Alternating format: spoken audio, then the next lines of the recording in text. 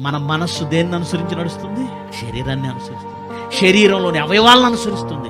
అంతేనండి. ఇది ఎంతలా ప్రబలిందంటే అనురాగ రాహిత్యం, అనురాగాన్ని, వాత్సల్యాన్ని చంపుకుంటున్నారు తల్లులు, వాత్సల్యాన్ని చంపుకుంటున్నారు తండ్రులు.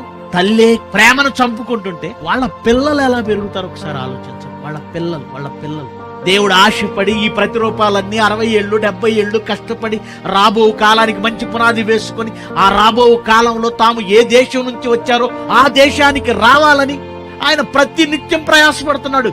ఆయన ధర్మశాస్త్రాన్ని ప్రవక్తల చేతికిచ్చి, భక్తుల చేతికిచ్చి, మనుషుల మధ్యకు పెద్దల కన్నే లేచి వాళ్ళను పంపిస్తూ, చెప్పండి నాయన వాళ్ళ జీవితం ఇది కాదని, ఇక్కడ కాదు అని, శాశ్వత జీవితం పరలోకం ఉందని, ధర్మశాస్త్రం వారి హృదయాలలో, వారి నరనరాల్లో, వారి అణువణువులు, వాళ్ళ కణములో దేవుడు నింపాలని ఆయన ప్రయత్నిస్తుంటే ఆయన ప్రయాసనంతా వృధా చేస్తూ, ఆయన ప్రయాసపై నీళ్లు జల్లుతూ అపవాది ప్రతి వాడి హృదయాన్ని క్యాప్చర్ చేసింది.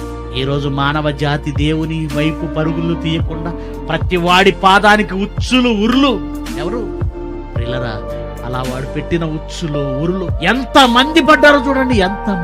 ఎంతమంది ఎవరికి కన్నవాళ్ళు సైతం ప్రేమలను పోగొట్టుకు బిడ్డలను చంపుకుంటున్న భయంకరమైన కాలం అండి ఇది.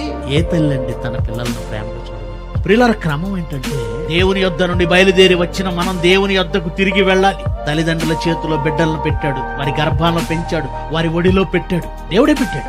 చిన్ననాటి నుండి దేవుని జ్ఞానంలో పెంచబడాలి. నీ పిల్లలు పెరగవలసింది జ్ఞానము, దేవుని జ్ఞానం, వాక్యంలో పెంచాలని మీ పిల్లలు వదిలేశారా? వాళ్ళు ఏమైపోతే మాకేంటని వదిలేస్తున్నారా?